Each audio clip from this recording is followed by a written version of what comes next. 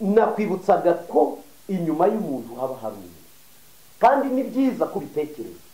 Abana b'abakobwa mwirirwa muriranga umuhungu yarantaye, abagore bagabo barantaye, ibibazo byaravutse, ndabyumva, birahari, ariko ibintu byose twizera bikwiriye gushingira kuri Kristo.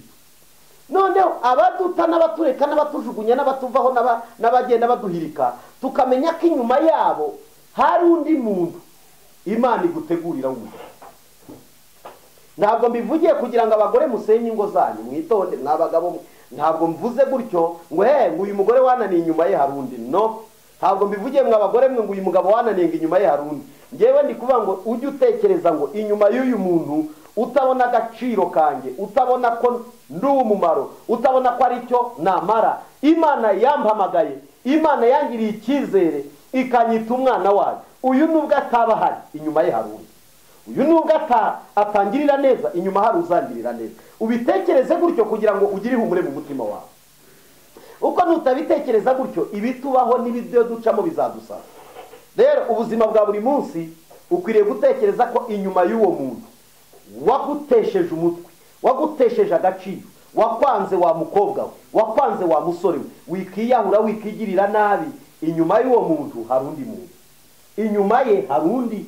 We kugira ikibazo, Imana niyo yaremye abantu, abantu ni umushinga w'Imana. Umuntu nakureka akakwanga mwihorere, umuntu navuga ko ntacyo maze mwihorere. Hari undi uzamenya umumaro wawe, hari undi uzamenya agaciro kawe. Urakenewe, umva nkwibutsa ijambo ryiza nubwo nzarivuga mu kindi gihe. Urakenewe nuko utari wahura n'ugukeneye. Urakenewe, mbikwibutse, wa musore urakenewe, wa mugore urakenewe, wa mukobwa urakenewe, wa mugabo urakenewe. Ikibazo nuko utari wabona ugukeneye. Ibintu rero navuze munyumve neza, simbahaye urwaho rwo kujya gutandukana nabo mwari kumwe, ariko umuntu nakujugunya bikaba ngombwa ko akujugunya, wikiyahura wikigirira nabi, inyuma y'uwo muntu hari undi uzakubwira ngo uw'agaciro, hari undi uzakubwira ngo urumumaro. Kimwe cyo, zirikana guhamagarwa kwawe, zirikana guhamagarwa kwawe, zirikana ko umukristo ubigendere, zirikana ko amenya Imana ubibemo, zirikana ko akijijwe use n'agakiza, zirikana ko uwo wemera ubivive, zirikana ko ufite indangagaciro z'abana b'Imana use nazo. Hanyuma inyuma y'abakujugunya n'abakwanga n'abatakwemera, inyuma yabo hari undi muntu. Hanyuma dukomeze ngana ku musozo, hari akandi kantu gato nshaka kuvugaho. Imana ntihamagara abantu benshi, ihamagara umuntu umwe. Buriya Imana ihamagara Aburahamu, yaramubwiye ngo Aburahamu va muri Uriya Bakarudaya ujye mu gihugu nzakwereka, siga inzu ya so, siga umuryango wa so, genda wenyine. Agiye kwikorera, yikorera Loti. Loti bageze mu nzira, intambara zirarota. Abantu benshi intambara tugendana nizo abantu twikoreye, kandi Imana itaraduhamagaranye nabo. Imana yaraguhamagaye ngo ngwino wenyine, ariko kugira abandi wikorera ku mutwe. Nayo mpamvu intambara nyinshi ufite nizabo wikoreye ku mutwe. Mana reba runaka, Mana reba runaka. Wowe Imana irakureba wewe wenyine, kuko Imana ndihamagara benshi, ihamagara umuntu umwe. Imana yahamagara Aburahamu wenyine, ihamagara Gideyoni ari wenyine, ihamagara Mose ari wenyine, ihamagara abatubanjirije bose ba Dawidi yari mu ishyamba ari wenyine. Imana ihamagara ba Ezekiyeli na ba Yesaya n'abandi bahanuzi bose yabahamagara bonyine. Imana ihamagara Yohana Umubatiza yaje ari wenyine, ihamagara Yesu yaje ari wenyine, ihamagara Paulo yari wenyine. Ariko abantu twagiye twihamagarira tugenda tuba ngwino tujyane, ngwino wajyanye nabo Imana yaguhamagaye ngo ujyane nabo. Rero urwo rugamba inshuro nyinshi rudutera ibikomere, rudutera ibibazo, rudutera intambara, rudutera amakuru, rudutera ibibazo. Ariko ndagira ngo nguhumurize, nubwo twaba twaratejwe intambara nabo twihamagariye, Imana igize iturwanira. Nubwo twaterwa ibibazo nabo twazanye twinjiza mu buzima bwacu, twinjiza mu mibereho yacu, barangizaho kutwitura ibyiza bakatwitura inabi, nimuhumure, Yesu yanesheje isi, ajya turwanirira izizanye n'izo twizaniye zose, akazitsinda, akaduha gukomeza urugendo rwacu neza. Narindi ku ijambo rivuga ngo zirikana guhamagarwa kwawe. Bibiliya ikomeza itubwira kandi kantu ushaka kubabwira, wa mukobwa we, wa musore w'umurikiye muri uyu mwanya. Burya abantu benshi bakunda kwibaza ngo ariko Imana ngo iteye ite? Imana ishaka ko ibitekerezo byawe bikora.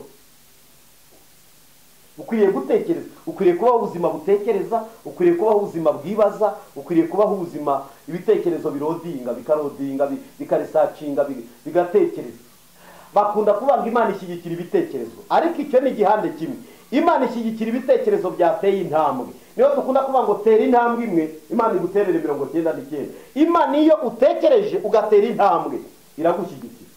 Kuba rero Imana ishyigikira ibikorwa, ishyigikira ibyo bitekerezo ikavuga ngo urimo uratekereza neza, ariko intambwe yo gukora kuyinjira muri bya bintu utekereza Imana igushyigikira ubukubye kabiri. Hari ibintu watekerereje mu mutwe wawe bisigaye bisa n'ibyapfiriyemo. Waratekereje, hari abantu bapfanye imishinga yo kuzubaka insengero, akavuga ngo Mana numva amafaranga nzubaka urusengero, Mana nungirira gutya nzakora ibi n'ibi. Ibyo wahize ni byiza, n'Imana yabigukoresha, ariko ishaka kutangira inzira yo kugira ngo ubyinjiremo. Ni gute nabikora?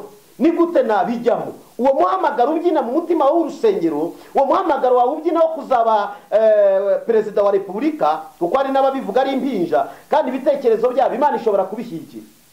Nge twatanga ubuhamya bw'abantu benshi mu bihugu bitari bimwe, bagiye ba mama bakabaza ngo igitekerezo kikurimo ni iki? Ati nzaba perezida wa repubulika. Aha, utekereje neza. Perezida wa repubulika arya gutya, tavuga gutya, tagenda gutya, tahagarara habonye, tamera gutya, amera gutya, akamubwira akamutoza, akamwerekeza mu muhamagaro wo kuzaba perezida. Abenshi byarabaye. Ntabwo ngiye kuvuga amazina yabo, bamwe baracyariho, abandi barapfuye. Ariko kimwe cyo, niba ufite ibitekerezo byiza, ari nako guhamagarwa kwawe, kimwe nuko Imana yahindura umuhamagaro w'umuntu wari umurimo, ibyo bibaho mu bushake bw'Imana. Ariko kimwe mu byo utekereza ukwiriye gutangira kwiga kubishyira mu bikorwa. Ishyaka rikurimo. Hari abantu ukabona umusore amaze imyaka 35 ari mu nzu ya nyina na se, imyaka 40, umusore yewe njya ndongana namwe, ntabwo njya mbyumva ngo mubyumve neza. Imyaka 40 ngo mama ngo wambaye isabune yo gukaraba, ibyo bintu ntabwo njya mbyumva. Ngo mama ngo wambaye, ngo se mama ngo ndarya iki? Umusore w'imyaka 40 udatekereza uko yagira urugo, basi niba atagize urugo kuko ari amahitamo ye, najye kwibana, ye kugora mama we, ye kugora papa we mu myaka 40 ari muzima, baramuriye amashuri, baramufashije byose, ariko ibitekerezo bye nibitekereza ngave muri iriya ya nyina na se, aracyarimo tu igitanda cya mama we, ku meza ha mama we na papa we. Umugabo ufite ibitekerezo ntabwo akwiriye kugira imyaka 40 akiri mwanyina no kwasa. No, ukwiriye no gushaka akageto ka 15 basi bakakurihira, bakajya bakakurihira, bakakubwira ati mwana wacu turabona akaza ko kageto turakakwishyurira. Ariko ntibikwiriye, hari imyaka ugeramo ibitekerezo bikakubwira ngo uracutse, urakuze, jya ahasahawe. Ukwiriye gutekereza rero, ukwiriye gutekereza. Oya, hari ahantu ukwiriye gutekerereza. Iyo myaka urimo niyo gutekereza, iminsi uhagazemo niyo gutekereza, ibihe turimo byose dukwiriye kuba dutekereza bigendanye n'igihe turimo. Sinzi niba umuntu w'imyaka 40 akwiriye gutekereza nk'imyaka 15. Ntabwo uw'imyaka 15 yatekereza nk'imyaka 50, ntabwo bishoboka. Ariko ibihe byacu uko bigenda bikura bikwiriye kuduha amahitamo n'ibitekerezo. Imana rero ishyigikira ibitekerezo, ariko cyane cyane ibikorwa. Tera intambwe imwe, tera intambwe imwe. Basa abakobwa bo ndabyumva, umukobwa ntiwamwirukana mu rugo ngo ugende ngo ujye kwibana. Rimwe na rimwe imiterere yabo nuko babayeho, hari igihe tuba tubashumuriye bene data bari hanze ntagiye kuvuga.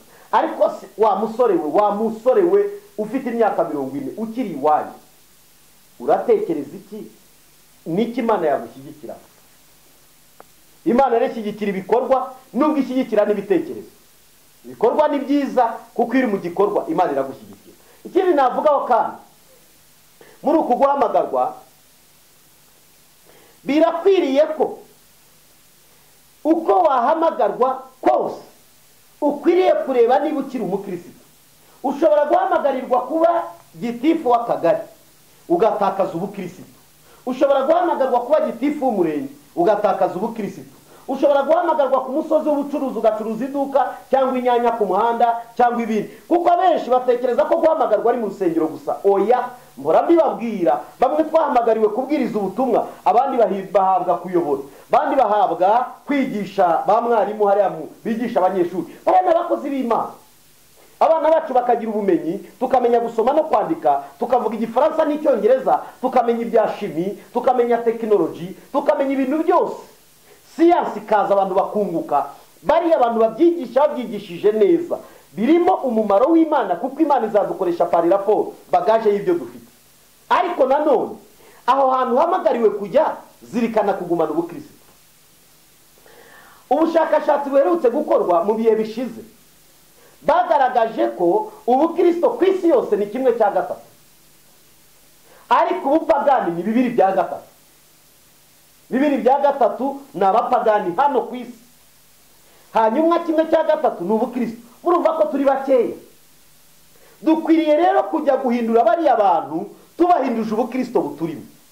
Muri iyo site ukoreramo, muri iyo departement ukoreramo, urwo rwego uhagazeho, level yose waba uriho, Imana irakubwira ngo erekana ubukristo aho hantu. Bwerekane, erekana uwo wamenye, erekana uwo wizeye. Apana gutwara Yesu mu gikapu ukamuzana umuzanye mu rusengero mu gasakambe, ukamupfunyura mu gasakambe ku cyumweru materaniro.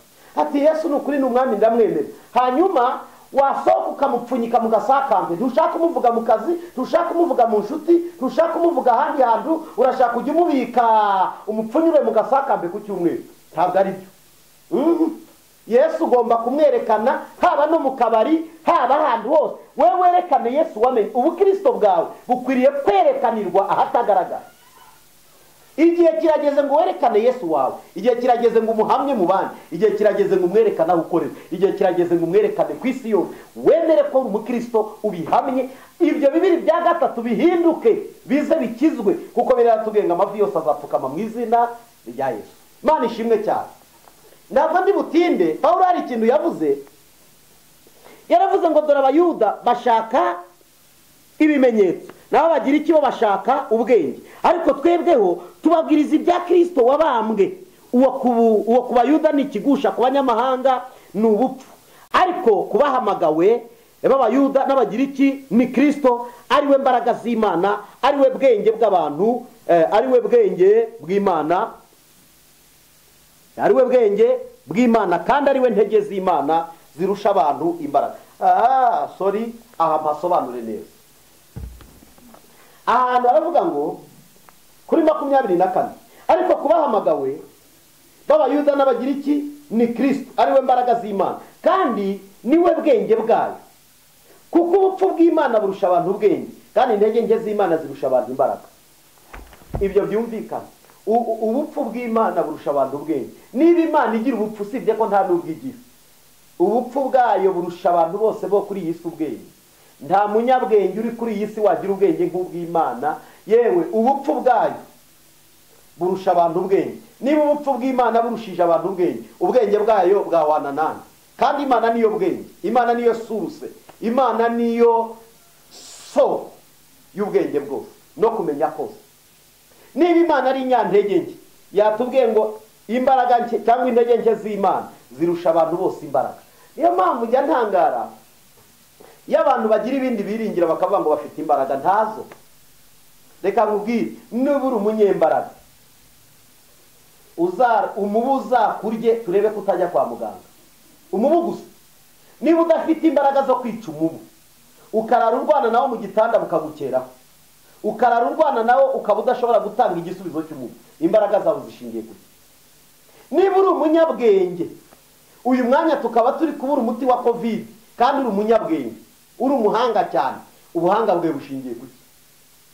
Hari ibintu bimwe dushobora kubonera umuti twagerageje, twashakashatse, twaraye amajoro. Abashakashatsi benshi bamara imyaka myinshi barataye ingo zabo, barataye imiryango, bajya gushakashaka uko babona igisubizo cy'isi. Ariko ndagira ngo nkubwire igisubizo cy'isi ntikiraboneka. Ibibazo biracyuzuye, intambara ziracyuzuye, abapfa bakenyutse baracyahari bazira ubusa, abicanyi baracyuzuye, abagome baracyahari, ibikorwa by'ubugome byuzuye kuri iyi si. Igisubizo cy'isi abahanga birirwa bashaka igisubizo cyayo, ariko ntacyo babonye. Ninde gisubizo cya nyuma? Ni Kristo Yesu wapfuye akazuka, utaraheranwe n'igituro, ngo apfe avugume mu bapfuye, akazuka ku munsi wa gatatu, akaba yicaye iburyo bw'Imana Data wa twese. Niwe bwenge bwacu, niwe mbaraga zacu, niwe mahirwe yacu, niwe kubaho kwacu, niwe buhanga, niwe mbaraga. Iwe uwirata wese akwiriye kwirata ibyo ngibyo. Imana nibaho umugisha cyane. Ikindi nenda kuganaho nsoza, ukwiriye kureba neza niki cyakurinda ukabasha kuba ufite ubwirinzi. njya mbona abantu barindwa bagapfa, njya mbona abantu bafite ubwirinzi bambaye imyambaro y'ubwirinzi bikarenga bagapfa, njya ndeba abantu bambaye ibintu nagiye ndeba amafoto amwe ya kera ngo bambaraga za antibari ndetse bakambara n'ibintu by'ibyuma bakitwikira kugera ku birenge bakarenga bagapfa. Ninde wakwikwiza nka Goliyati? Ariko Dawidi yamwicishije ibuye. Bivanga ubwirinzi bwose hari aho budakora, ariko umutaka wadutwikira neza muri uku guhamagarwa kwacu ni uwe mutaka? Ni Kristo Yesu. Nubwo natwe yega bizera Kristo barapfa, ariko ntibapfa nk'uko abapagani bapfa. Icyambere, nubwo twapfa dukennye ntacyo bidutwaye, nubwo twapfa nta mamodoka ntacyo bidutwaye, nubwo twapfa nta mazu maremare ntacyo bidutwaye, kuko hirya y'ubu buzima hari ubundi buzima. Hirya y'ubu buzima hari ubuzima butazwi. Hirya y'iyi mibereho hari indi mibereho kandi igihe kirambye. Uramye imyaka myinshi arama 80 nawe y'imiruho. Uzareba imyaka ugize umbwira imiruho warushye uko ingana. Uzareba imyaka umaze, nubwo uyu munsi wavuga ngo uguwe neza niko abari hanze babireba, ariko urabizi ko utaguwe neza. Nubwo ufite byose, nubwo ufite ibigaragara bifatika, ariko ibikuruhije ni byinshi. Iyi myaka yose twayimara dufite 80, twayimara dufite 100, twamara 120, yose ni y'imiruho, ni y'imihangayiko gusa. Hirya y'ubuzima rero bupfa, hirya y'ubuzima bumanuka bukajya kuzimu, hari ubundi buzima tuzaba mu iteka ryose. Ukwiriye rero kureba ninde wantwikira, ninde mutaka, ninde mbaraga zamfasha, ninde nakishingikiriza. Ni Kristo Yesu niwe bishingikiriza. Ngana ku musozo ndagira ngo kwibutsa ikintu gikomeye. Ikintu Imana igibenguka muri ubu buzima ikagikunda ikakemera n'abantu bafite umutwaro. Mbaza ati nuwuhe mutwaro? Umutwaro mwiza, pana bagira imitwaro mibi. Uko hari abantu bikoreye umutwaro wo kuguhitana, barawikoreye da ewan aza agenge nzamukocora nzamuhuhe. Barahari bagupangira ku manywa na nijoro. Abo bantu rero bafite umutwaro ariko mubi. Barahari bakugambanira bavuga tumva barara mbino zose z'amajoro bakora utunama two kugira ngo twamuvana kuri iriya ntebe gute, twamuvana muri biriya byicaro bye gute, twamuhitana dute. Inama zirara zikorwa ku bwawe. Abo bantu bararanye umutwaro mubi. Imana rero si uwivuga. Umuntu Imana yita, umuntu Imana iha agaciro, umuntu Imana yuba, ni umuntu ufite umutwaro mwiza.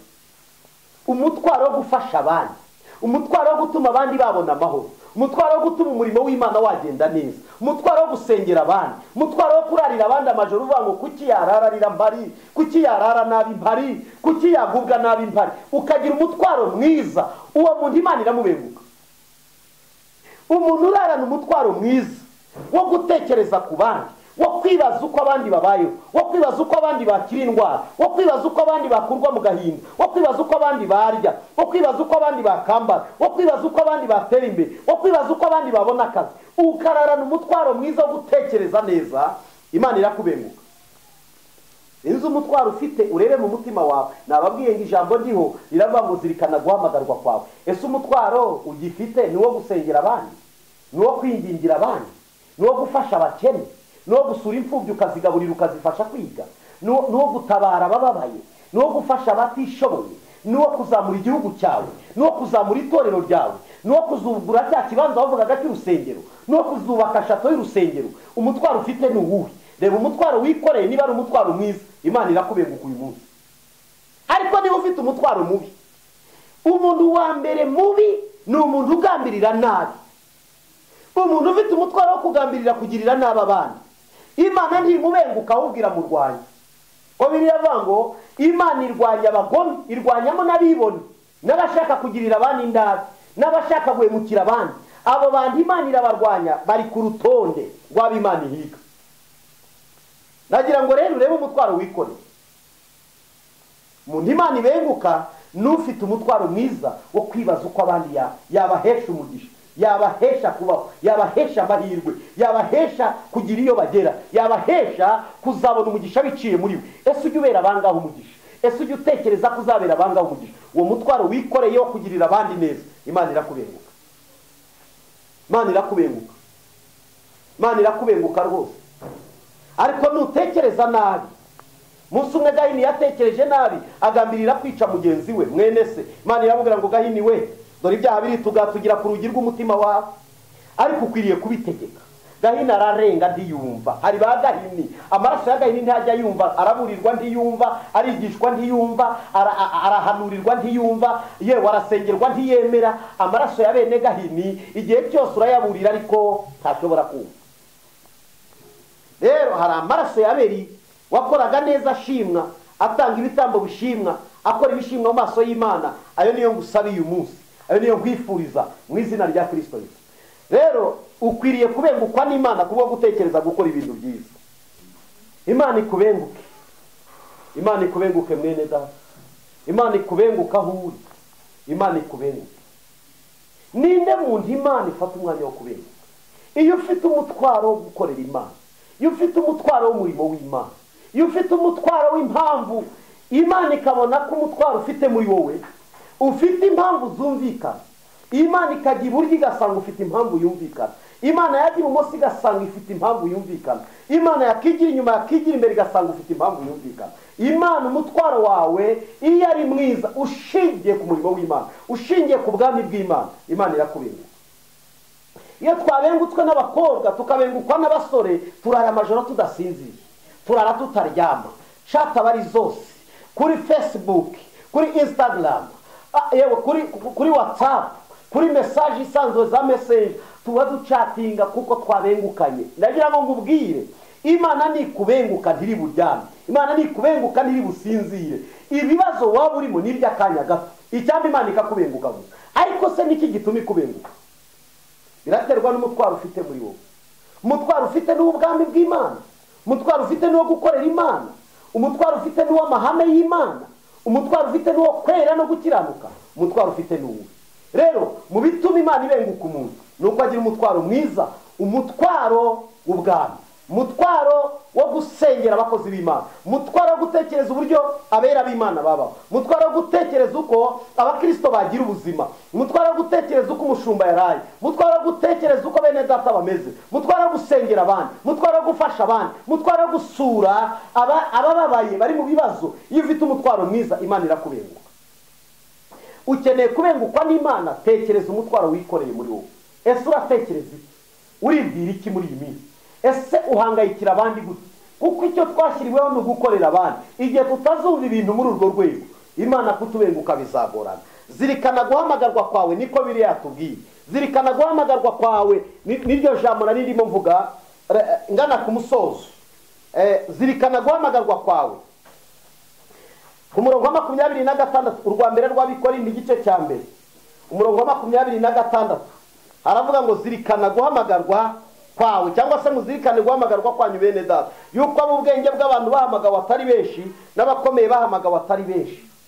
Ab'ubwenge bahamagawe si benshi, ndetse n'abakomeye bahamagawe si benshi, ndetse n'ab'imfura bahamagawe si benshi.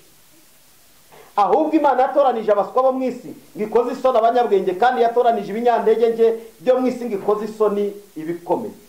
Iyo ndebye aho tuvuka nubwo twahamagawe, hareba kavukire zacu, uko twakuze, uko twabayeho, amaboko twanyuzemo, aya batureze, aya badufashije kwiga, aya badufashije kubaho ba boss mu kazi, amaboko twagiye tunyuramo. Iyo ataba guhamagarwa n'Imana, hari amaboko tuba twaraguye.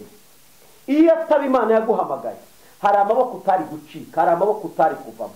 Zirikana guhamagarwa kwawe rero, kaba ubwenge atari benshi bahamagawe. Kandi uzirikane ko ab'imfura bahamagawe n'abatari benshi, n'abitwa ko bakomeye bavukiye mu miryango ikomeye, mu miryango y'imfura. Amateka y'abahamagawe ni ayandi. Amenshi seve zacu zidashingiye ku mashuri, ni izindi kavukire zacu, aho twakuriye, uko twabayeho, aho twavuye. Bamwe twese ntitwavukiye mu Rwanda, abenshi twavukiye hanze, twabaye mu nkambi, twabaye ahantu hatandukanye. Iyo urebye ubuzima bwacu, ukareba aho Imana yatuvaye, ukareba amaboko twaciyemo, ukareba intambara twarwanye, ukareba ibibazo twanyuzemo, ukareba ubuzima bwa buri munsi, zirikana guhamagarwa kwawe. Ukwiriye gutekereza ngo ndinde wo kutegera Imana, ndinde wo kudashaka Imana, ndinde wo kudasanga Imana. Mbere y'uwo ndi uyu munsi narinde, mbere y'uwo mwicaye nitwa uyu munsi nabanje kwitwa nde. Utekereze iyo wavuye, utekereze aho waciye, utekereze naho ugeze uyu munsi. Bigutekereze kwibaza ngo ese iyo ataba Imana ariya maboko nari kuyavamo, iyo ataba Imana ariya maboko nari kuyacika, iyo ataba Imana ibyambayeho byari kunsiga he? Bamwe baba barabaye ibimuga, abandi baba barabaye imfungwa za burundu, abandi baba barabaye ibicamuke, abandi baba barabaye ibindi. Ariko Imana igenda ikusanya ubuzima bwacu, ikusanya itwegeranya, igenda ihindura amateka, ihindura ubuzima, itugiza abantu, itugiza abagabo, itugiza abagore, itugiza abakobwa basa neza, itugiza abasore baririmbwa. Niki cyatuma tutegera Imana? Niki cyatuma tudashaka iyo Mana? Niki cyatuma? Birashoboka ko ubabaye, birashoboka ko utishimye, birashoboka ko uri mu bihe bikugoye, birashoboka ko utanezerewe, ariko ibuka hashize hawe, utekereze n'ahanone hawe, utekereze ahazaza hawe. Nudatekereza ibintu gutyo, ahawe hejo hazaza ntabwo mpareba. Iyo ushaka kureba hazaza ushingira hashize, ukareba nanone preza, urareba pase yanjye ni yihe, preza yanjye ni yihe, fitiri cyangwa se future ni yihe, ukarebera muri ibyo bice bitatu, ugahita uvuga ngo Mana yabanye nanjye, Mana iri kumwe nanjye, Mana uzakomeza ubane nanjye. Ibyo biyo birebeye mubona Imana. Nagira ngo nkubwire rero, reka kwirata ubwenge, reka kwirata gukomera, reka kwirata ibindi. Bibiliya yasoje itubwira ngo ku murongo wa 30 wa 29, ku murongo wa 29 aravuga ngo wa 28, kandi nibyoroheje byo mu isi n'ibihinyurwa n'ibitariho Imana yabitoranije ngo ibihindura ubusa ibiriho.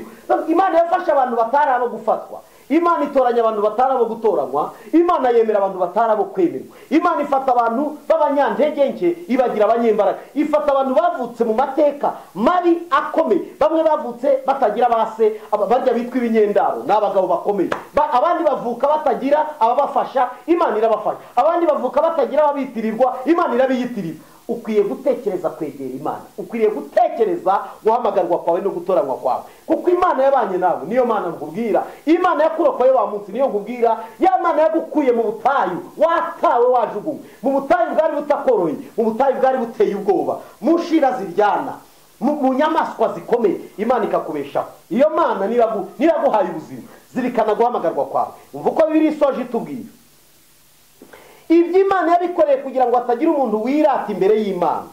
Niba muri Kristo Yesu waduhindukiye ubwenge buva ku Mana no gukiranuka no kwezwa no gucungurwa, kugira ngo bibe gutyo nk'uko byanditswe ngo uwirata yirate Uwiteka. Ndagira ngo nkubwire, waba uri kuminuza kugira ngo uzabone ibiryo. Abantu benshi iyi nda niyo dukorera, tujya kwiga amashuri tukagenda tukaminuza, ibyinshi tubikora kugira ngo tuzagira inyungu zacu, nubwo byitwa ko ari ugufasha abandi. Ariko inshuro nyinshi ni ibitwubaka, reka nige nzagira akazi keza, reka nige nzagire poste nziza, umwanya mwiza mu gihugu, umwanya mwiza ku isi, ukagenda ukiga mu mashuri ahenze akomeye kugira ngo uzabe umuntu ukomeye, kugira ngo uzabe umuntu w'igitangaza. Ariko mbabwire, abize mu mashuri akomeye bose siko basoje babaye ibitangaza, abize bakaminuza bose siko basoje babaye ibitangaza. Uwirata akwiriye kwirata ibintu bitatu. Akwiriye kwirata ko Imana yemeye kaza ku isi. Kabiri, akwiriye kwirata ko yamenye Kristo. Gatatu, akirata ko azajya mu ijuru.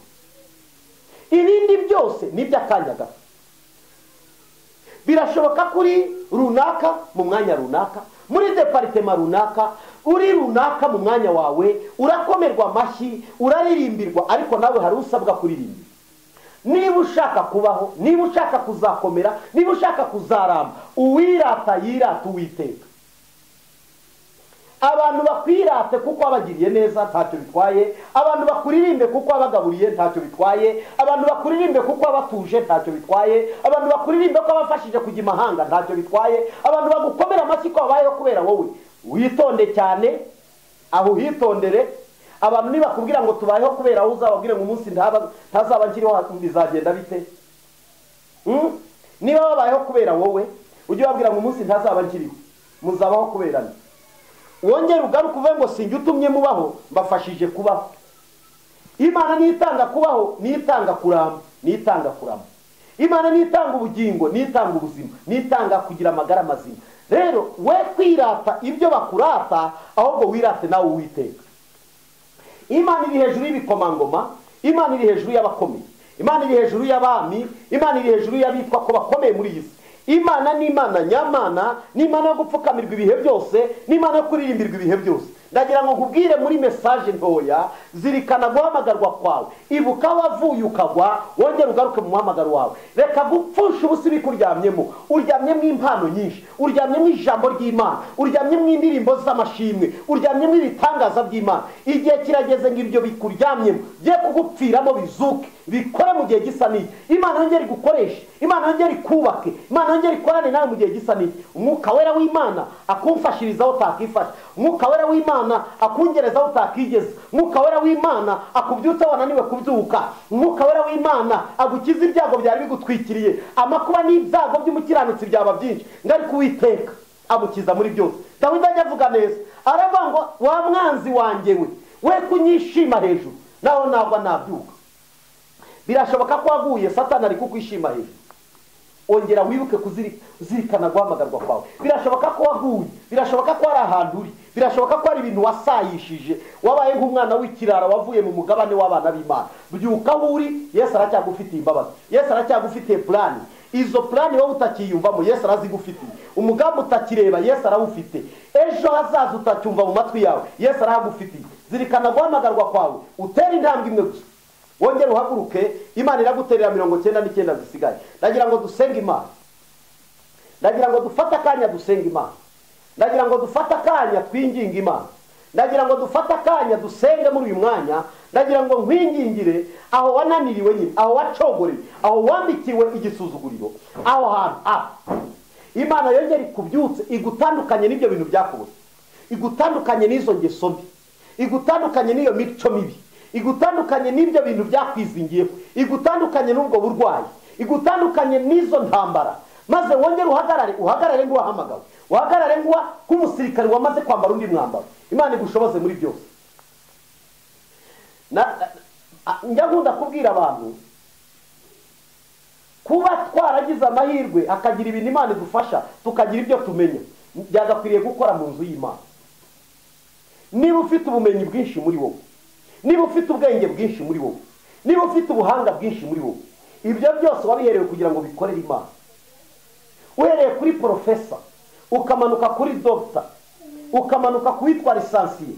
Umurisansiye se ni lisansiye ni umuntu urangije kaminuza akirukanwa mu ishuri. Kera niko babikoreshaga, uyu munsi kubera ko hariho masters, hariho n'ibindi bikomeza bikurikiraho, ntabwo bakivuga lisansiye, baravuga ngo arangije kuminuza. Ariko ubwo kuminuza kubera ko mbere amashuri atari menshi, baravuga ngo ni lisansiye, barakwirukanye ugende ujye gushaka imibereho. None uyu munsi ugira lisansiye, cyangwa se ukaba ufite lisanse ukabura akazi, ukamera nkaho utize, ugakubita imyaka 5 ufite lisanse muri garibero cyangwa muri mari. Hari abantu ziryamye muri mari, ziraryamye muri mari, umuntu agasoza ishuri agafata akarambika muri mari, agatwikira, akarundaho imyenda n'ibitabo. Imyaka 2, 3, 4, 5, hari uwo duherukana kuvugana afite yize muri engineering, ni umenjeniyeri ufite lisanse ya, amaze imyaka 12, atangiye wa 13 ntakazagira. Afite ubwenge, afite ubuhanga, ntabwo ari umuswa mu byumve neza. Ntukirate ubwenge bw'ibyo wamenye, ntukirate ubwenge bw'ubuhahano. Ubu tujya kwirirwa twirukanga kugira ngo tugire ubumenyi. Jya wirata kwamenya Imana. Biravuga ngo kubaho Uwiteka nibwo bwenge, kuva mu byaha niko kujijuka. Donc abantu bakiri mu byaha bagereranywa n'injiji, ariko twebwe mu buryo bw'umubiri tuzi ko injiji ari abatizi. Reka iyo zamenye Kristo zigakizwa, zijya zimenya no gusoma zitarabyize cyane, zimenya no kubwiriza zitarabyize cyane, ziyobora abantu zitarabyize cyane. Ndagira ngo nkubwire rero, kubaho Uwiteka nibwo bwenge, kuva mu byaha niko kujijuka. Zirikana guhamagarwa kwawe, kuko abo ubwenge bahamagawe atari benshi, n'abakomeye bitwa ko bakomeye bahamagawe atari benshi. Ahubwo Imana yagiye itoranya abantu bisuzugurwa, bavukiye ahantu basuzuguritse, ibaha imbaraga, irabakomeza.